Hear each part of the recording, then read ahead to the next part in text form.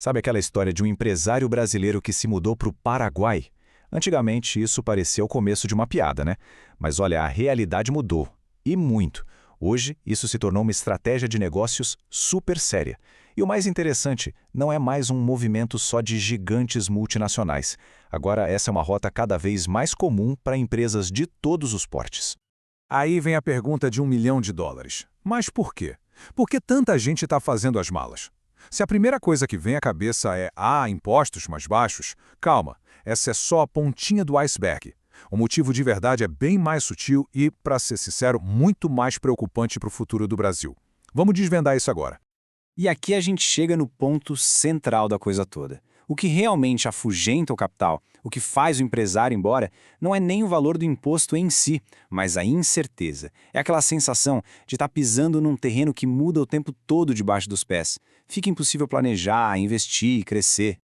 Para a gente entender a solução que muitos estão encontrando, primeiro a gente precisa olhar bem de perto para o problema. O que afinal está acontecendo dentro do Brasil que empurra essas empresas para fora? A ironia é que o maior vendedor do Paraguai como destino de negócios tem sido o próprio Brasil. Essa frase aqui, ela resume uma verdade universal da economia. Quando o capital se sente pressionado, ele não vai para a rua protestar, ele não discute, ele simplesmente, faz as malas e vai procurar um lugar com regras mais claras, com um futuro mais previsível. É um movimento silencioso, mas que deixa um rastro de consequências enormes. O problema todo pode ser resumido em uma palavra: caos. Um verdadeiro caos regulatório. Tenta se colocar no lugar de quem empreende. Como é que se planeja um investimento de longo prazo se as regras do jogo tributário podem mudar completamente no próximo semestre? Como se contrata mais gente sem saber qual vai ser o custo disso amanhã? Essa é a instabilidade constante que simplesmente destrói a confiança. E antes da gente continuar, um ponto fundamental precisa ficar bem claro aqui. O que estamos discutindo é planejamento tributário. É tudo feito dentro da lei. Abrir uma empresa no Paraguai e declarar tudo certinho para a Receita Federal é uma coisa perfeitamente legítima.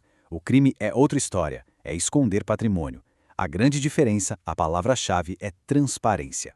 Ok, então a gente já entendeu o que está empurrando as empresas para fora do Brasil. Agora, vamos virar a moeda e ver o que está atraindo essas mesmas empresas. O que será que o Paraguai e o Uruguai têm de tão especial que o Brasil parece ter esquecido como se faz? Olha, o contraste é gritante. De um lado, no Brasil, um labirinto de complexidade, de imprevisibilidade. Do outro lado, um caminho reto, com simplicidade e estabilidade. Para quem tem um negócio, essa diferença não é só sobre dinheiro. É sobre trocar a ansiedade constante pela paz de espírito de poder focar no que realmente importa, o negócio em si. E a grande estrela do Paraguai tem nome. É a Lei Maquila. Pensa nela como se fosse um tapete vermelho para a indústria. É um sistema que, na prática, transforma o país numa zona de processamento gigante, onde se pode produzir com um custo tributário que é quase simbólico. Na prática, o processo é incrivelmente direto. São só 4 etapas. Primeiro, a empresa importa tudo o que precisa, máquinas, matéria-prima, sem pagar imposto. Segundo, ela produz ou monta o produto lá no Paraguai. Terceiro, paga um imposto único de 1%, só sobre o valor que ela agregou ali localmente. E quarto, exporta o produto final. Acabou. Simples assim. Mas não para no imposto de 1%, não. A energia elétrica, por exemplo, pode ser até 70% mais barata. A mão de obra é competitiva e a burocracia para importar e exportar é mínima. E agora vem a grande ironia. Adivinha quem é o principal cliente, quem compra a maior parte dos produtos feitos nesse sistema? O próprio Brasil. Basicamente, estamos exportando empregos para depois importar os produtos. Já o Uruguai, ele virou queridinho para a segurança patrimonial, para montar estruturas financeiras. O sistema deles também é bem simples. O que uma empresa ganha fora do Uruguai, não paga imposto dentro do Uruguai. Por isso que muita gente faz o combo. A produção fica no Paraguai e a holding, a parte financeira, fica no Uruguai. Certo, tudo isso parece muito bom na teoria, mas e na prática, funciona mesmo? Será que os resultados são tão impressionantes assim? Vamos dar uma olhada em alguns casos reais, porque os números não mentem. Vamos pegar o caso de uma indústria de autopeças de São Paulo. Não estamos falando de uma gigante, viu? É uma empresa de médio porte com um faturamento ali na casa dos 15 milhões de reais por ano. Eles resolveram apostar na Operação Maquila. Vamos ver o que aconteceu. O resultado foi uma redução de 38% no custo total de produção. Para pensar um minuto no que isso significa. É o tipo de vantagem competitiva que pode literalmente mudar o jogo para uma empresa. E aqui está o impacto direto no lucro. A margem operacional da empresa, que no Brasil era de 8%, pulou para 18% no Paraguai, mais do que dobrou. E o melhor, eles recuperaram todo o investimento que fizeram para essa mudança em apenas 18 meses. Agora, um outro exemplo, só para mostrar como isso é versátil. Uma empresa de e-commerce daquelas que importam produtos da China. Em vez de trazer direto para o Brasil, eles montaram uma operação de importação passando pelo Paraguai. E o resultado final? Uma economia de 35% na operação inteira. Ao usar o Paraguai como um hub, como um centro de processamento, eles otimizaram a cadeia logística inteira, desde a China até o consumidor final aqui no Brasil.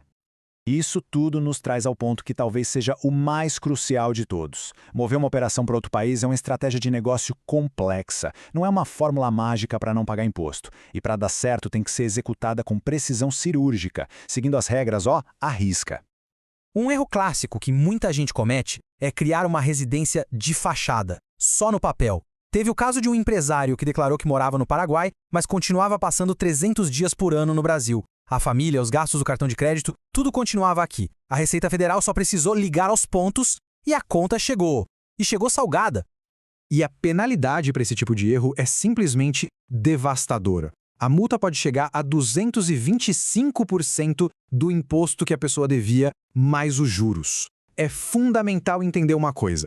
Hoje, com a troca automática de informações entre os países, o sigilo bancário internacional é praticamente uma ilusão. Tentar ser mais esperto que o sistema é o caminho mais curto para um desastre financeiro. Então, para fazer do jeito certo, para não ter dor de cabeça, tudo se resume a 3 regras de ouro. Primeira, a residência fiscal tem que ser real. Tem que morar de fato no país, passar lá mais da metade do ano. Segunda, transparência total.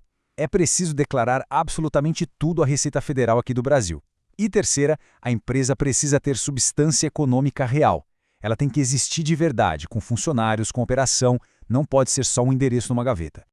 E tudo isso nos deixa com essa pergunta final, que fica no ar. O Brasil busca aumentar a arrecadação, o que é legítimo, mas ao fazer isso parece esquecer que o capital é livre, ele vai para onde é bem tratado. Empresários não fogem do imposto, eles fogem da instabilidade. A questão é, até quando essa política de incerteza vai continuar empurrando os nossos próprios negócios, os nossos empregos, para os vizinhos?